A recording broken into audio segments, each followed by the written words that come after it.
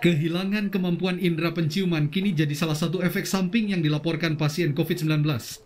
Pada awal masa pandemi sulit untuk mengetahui seberapa akurat hal ini, karena efek samping itu juga diderita penderita flu biasa dan orang yang sedang sakit kepala. Karena itu dokter akan menyarankan pasien dengan gejala ini untuk melakukan penyaringan pasien COVID-19 di rumah sakit.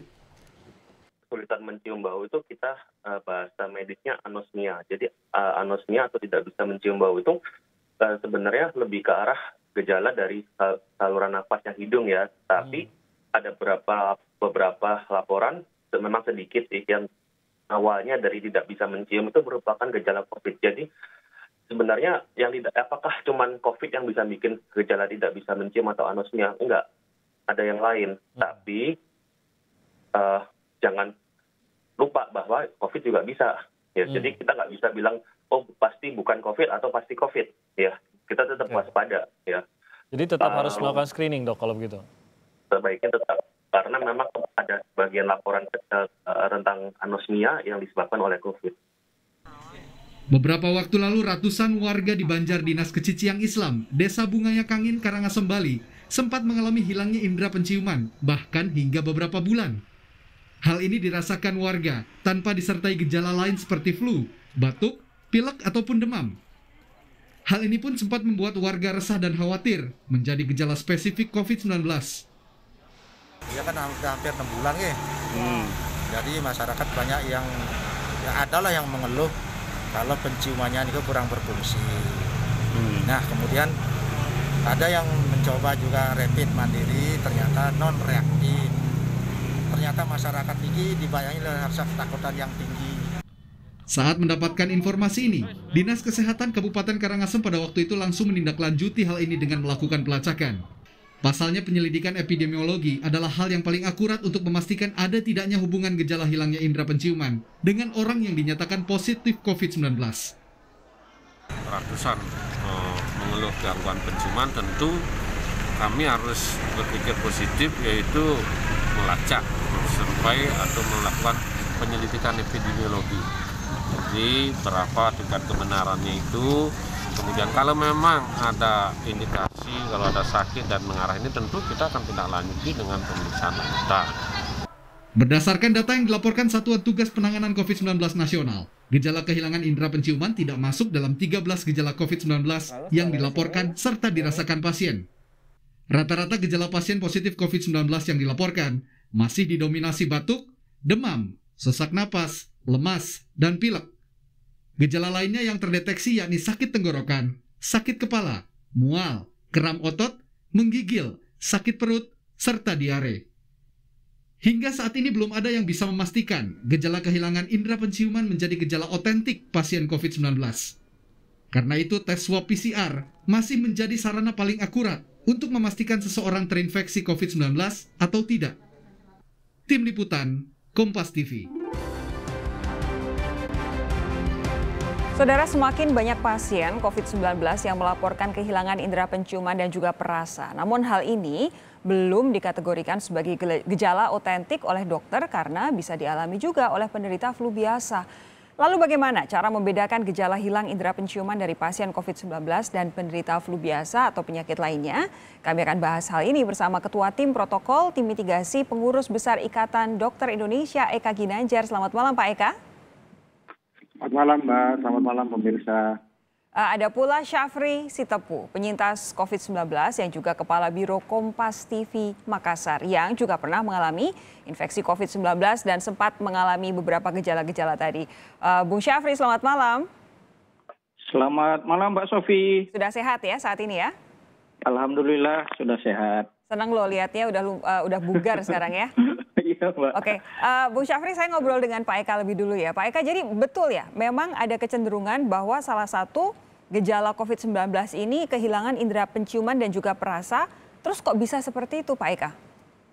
Ya, jadi seperti dari awal ya, masalah COVID-19 ini, gejalanya itu seperti batuk pilek, demam, ya, terutama didominasi oleh demam, tadi sudah disebutkan semua. Nah, kemudian semakin ke sini, itu nampak ada gejala yang memang nampaknya dominan, yaitu anosmia ini atau kehilangan indera penciuman. Makanya WHO sendiri memasukkan ini menjadi gejala tambahan ya. Jadi awal September kemarin atau akhir Agustus saya lupa tepatnya, itu memasukkan gejala anosmia ini menjadi salah satu gejala yang dominan. Mungkin tadi di websitenya pemerintah masih belum memasukkan itu, tapi secara klinis ini sudah menjadi panduan bagi kita. Tetapi memang tidak bisa memastikan ini COVID atau tidak dengan hanya mengalami anosmia. Karena banyak kondisi lain yang menyebabkan yang bisa timbul anosmia ini. Sebelum saya tanyakan soal bagaimana cara membedakannya, saya mau tahu dulu kok bisa COVID menyebabkan orang kehilangan indera penciuman? Ya, jadi ada dua mekanisme. Yang pertama adalah mekanisme inflamasi atau peradangan, kerusakan dari saluran pernapasannya itu sendiri akibat batuk pileknya. Nah, ini dialami anosmia ini seperti batuk pilek biasa. Ya kadang-kadang juga kok hilang, ini gue lagi pilek tapi hilang penciuman gitu ya. Nah, tetapi di COVID ini ada hal kedua, yaitu ada masalah kerusakan atau gangguan di sarafnya, saraf penghidunya, ya neurosensorinya. Ya, jadi ada saraf penghidu ya di hidung ini yang dia punya reseptor S2. Nah, reseptor S2 ini adalah reseptor yang sama dengan saluran paru-paru yang memang si virus ini melekat di situ. Seperti itu. Jadi ada dua hal yang menyebabkan hal anosmia ini terjadi. Bolehkah saya simpulkan, andaikan tidak ada demam, tidak ada pilek, tidak ada batuknya, tapi merasakan anosmianya karena memang reseptornya sudah kena begitu ya? Ya, curiga boleh ke arah COVID bisa ya, tapi tetap pemeriksaan PCR test lah yang menjadi gold standar untuk memastikan ya atau tidak. Bung Syafri, Anda penyintas COVID-19 saat ini syukur alhamdulillah sudah kembali bugar, tapi saya ingin tanya dulu, awal-awal gejala apa saja yang Anda rasakan, termasuk anosmia atau tidak? Ya, terima kasih Mbak Sofi. Awal-awal tentu yang saya rasakan adalah batuk, terus badan demam begitu meriang, tetapi saya waktu itu sempat langsung ke rumah sakit berobat, ke rumah sakit Hermina, dan di sana langsung disarankan CT scan dan cek darah lengkap. Besok hasilnya itu tidak ada apa-apa, semuanya dinyatakan dokter sehat, akhirnya saya dikasih obat. Tapi 5 hari kemudian, itu tadi sudah saya rasakan, indera penciuman saya sudah hilang, terus malam hari itu saya sudah mulai sesak Mbak Sofi. Jadi malam-malam saya dibawa ke Rumah Sakit Siloam Makassar, dan di sanalah saya diobservasi dan diperiksa, mulai dari saturasi oksigen, terus yang terakhir itu saya diswab. Tentu indera penciuman itu saya rasakan sama sekali saya tidak mencium apa-apa waktu itu. Hilang total? Hilang total. Saya cium minyak kayu putih waktu itu, sama sekali saya tidak menciumnya, Mbak. Itu yang harus saya tanyakan, itu gradual, sedikit demi sedikit hilang atau tiba-tiba hilang aja begitu? Sebelum saya ke rumah sakit, saya sudah browsing-browsing di internet. Ciri-ciri COVID itu apa? Hilang indera penciuman. Loh, indera penciuman saya kok hilang ini? Saya sudah curiga waktu itu, makanya wah jangan-jangan saya kena COVID ini. Makanya malam itu. Jadi langsung hilang begitu ya? Iya, hilang Pak Susi. Ya, tidak dalam misalkan hari ini sedikit tidak bisa mencium, besok parah lagi, besok lebih parah lagi, tapi langsung begitu ya? Saya rasakan sih setelah dari rumah sakit 5 hari kemudian itu sudah hilang. Oke, lalu apa yang Anda lakukan waktu itu, Bung Syafri? Ya, karena saya malam itu dibawa ke rumah sakit, di sana kan saya diobservasi. Ya, dari ciri-ciri yang saya rasakan itu, dokter menyatakan bahwa karena hasil swabnya kan belum keluar. 4 hari atau 5 hari kemudian baru keluar hasil swabnya. Dari ciri-ciri yang dilihat, CT scan saya juga di Rumah Sakit Siloam katanya ada bercak-bercak di paru-paru. Dari ciri-cirinya ini kemungkinan adalah saya terpapar COVID-19. Begitu Mbak Sofi. Jadi sempat CT scan dulu, 5 hari kemudian lagi dan langsung kelihatan bedanya ya? Iya, kelihatan. Pak Eka, Jadi kalau indera penciuman hilang ini kan tadi Anda sendiri juga menyatakan bahwa belum tentu COVID. Bisa jadi COVID, tapi tidak semua hilang penciuman itu pasti COVID. Ada tidak tes-tes khusus atau